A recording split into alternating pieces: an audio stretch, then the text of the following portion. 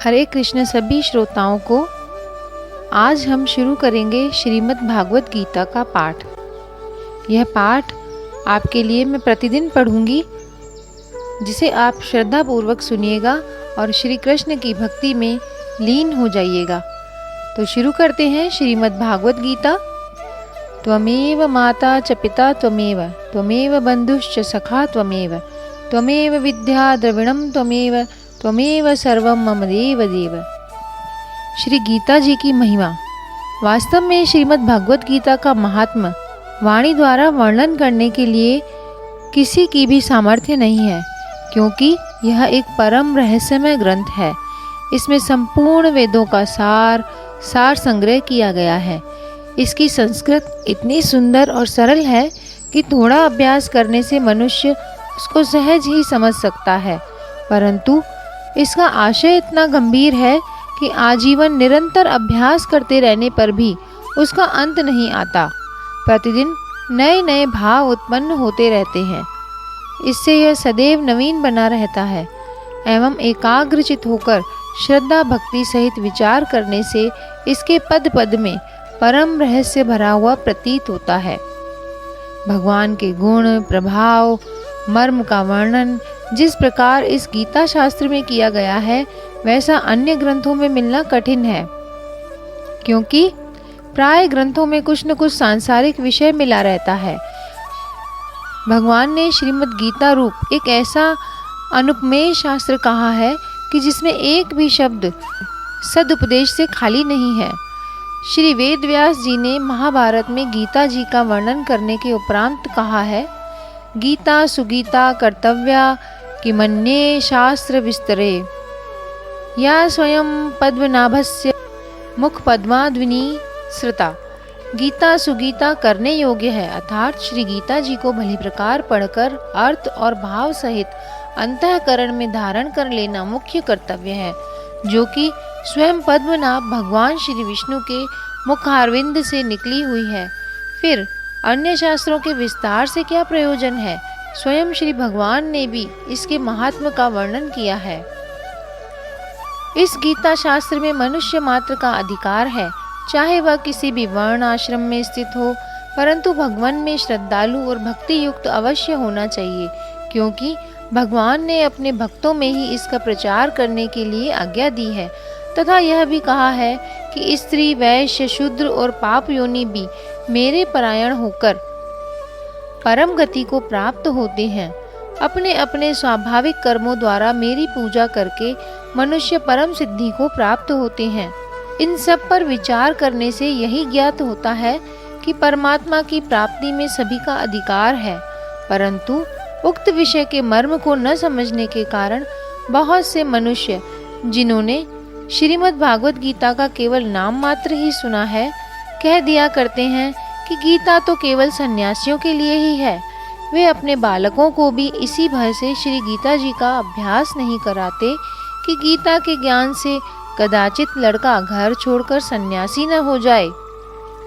किंतु उनको विचार करना चाहिए कि मोह के कारण शास्त्र धर्म से मुक्त होकर भिक्षा के अन्न से निर्वाह करने के लिए तैयार हुए अर्जुन ने जिस परम रहस्य गीता के उपदेश से आजीवन गृहस्थ में रहकर अपने कर्तव्य का पालन किया, उस गीता शास्त्र का यह उल्टा परिणाम किस प्रकार हो सकता है?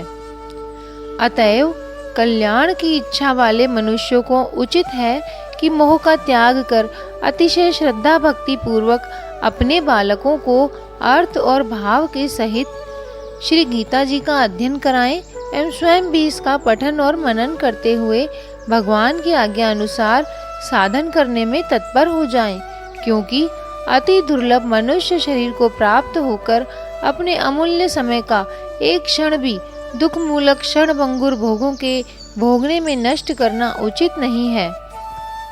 श्रीमद् भागवत गीता, जिसको श्रवण करने मात्र से ही मनुष्य इस संसार के दुखों के बीच अपने रहने का मार्ग खोज लेता है तथा मन को स्थिर चित्त बना लेता है। तो आइए सुनते हैं श्री गीता जी का प्रधान विषय। श्री गीता जी के प्रधान विषय।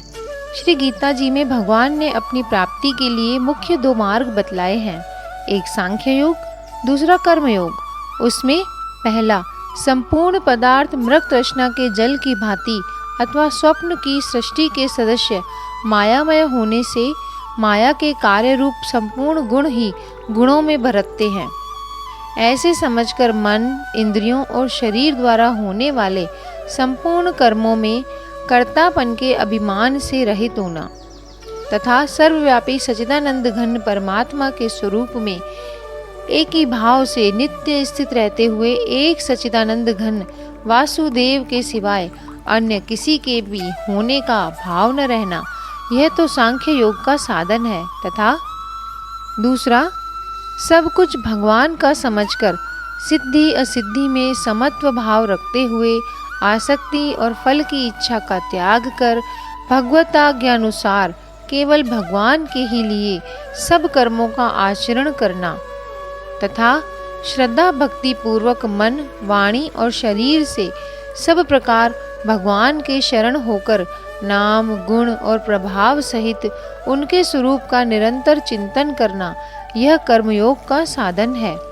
उक्त दोनों साधनों का परिणाम एक होने के कारण वे वास्तव में अभिन्न माने गए हैं, परंतु साधन काल में अधिकारी भेद से दोनों का भेद होने के कारण दोनों मार्ग भिन्न भिन्न बतलाए गए हैं। इसलिए एक पुरुष दोनों मार्गों द्वारा एक काल में नहीं चल सकता। जैसे श्री गंगा जी पर जाने के लिए 2 मार्ग होते हुए भी एक मनुष्य दोनों मार्गों द्वारा एक काल में नहीं जा सकता। उक्त साधनों में कर्म योग का साधन संन्यास आश्रम में नहीं बन सकता, क्योंकि संन्यास आश्रम में कर्मों का स्वरूप से भी त्याग कहा गया है, और सांख्य योग का साधन सभी आश्रमों में बन सकता है। यदि कहो कि सांख्य योग को भगवान ने संन्यास के नाम से कहा है, इसलिए उसका संन्यास आश्रम में ही अधिकार है, गृहस्थ में नहीं, तो यह कहना ठीक नहीं है, क्योंकि दूसरे अध्याय में श्लोक 11 से 30 तक जो सांख्य निष्ठा का उपदेश किया गया है, उसके अनुसार भी भगवान ने जगह जगह अर्जुन को युद्ध करने की योग्यता दिखाई है। यदि गृहस्थ में सांख्य योग का अधिकार ही नहीं होता तो भगवान का इस प्रकार कहना कैसे बन सकता। हाँ, इतनी विशेषता अवश्य है कि सांख्य मार्ग का अधिकारी देहाभिमान से रहित होना चाहिए, क्योंकि जब तक शरीर में अहम भाव रहता है तब तक सांख्य योग का साधन भली प्रकार समझ में नहीं आता। इसी से भगवान ने सांख्य योग को कठिन बताया है। साधन में सुगम होने के कारण अर्जुन के प्रति जगह जगह कहा है कि तू निरंतर मेरा चिंतन करता हुआ कर्म योग का आचरण कर। श्रीमद् भागवत गीता, इसका पठन मैं अक्षरशः जिस प्रकार गीता प्रेस गोरखपुर में दिया गया है उसी प्रकार आपके लिए इसका वाचन करूंगी। इसमें मैं अपनी तरफ से कोई भी टीका टिप्पणी नहीं करूंगी, तो मूल ग्रंथ जैसा लिखा है वैसा ही मैं आपके लिए पठन शुरू करती हूँ। अथ ध्यानम। शांताकारं भुजगशयनं पद्मनाभं सुरेशं विश्वाधारं गगनसदृशं मेघवर्णं शुभांगं लक्ष्मीकान्तं कमलनयनं योगविद्यार्णगम्यं वन्दे विष्णुं भवभयहरं सर्वलोकैकनाथम्। अर्थ: जिनकी आकृति अतिशय शांत है, जो शेषनाग की शैया पर शयन किए हुए हैं, जिनकी नाभि में कमल है और जो देवताओं के भी ईश्वर और संपूर्ण जगत के आधार हैं, जो आकाश के सदृश सर्वत्र व्याप्त हैं, नील मेघ के समान जिनका वर्ण है, अतिशय सुंदर जिनके संपूर्ण अंग हैं, जो योगियों द्वारा ध्यान करके प्राप्त किए जाते हैं, जो संपूर्ण लोकों के स्वामी हैं, जो जन्म मरण रूप भय का नाश करने वाले हैं, ऐसे लक्ष्मीपति कमल नेत्र भगवान श्री विष्णु को मैं सिर से प्रणाम करती हूँ।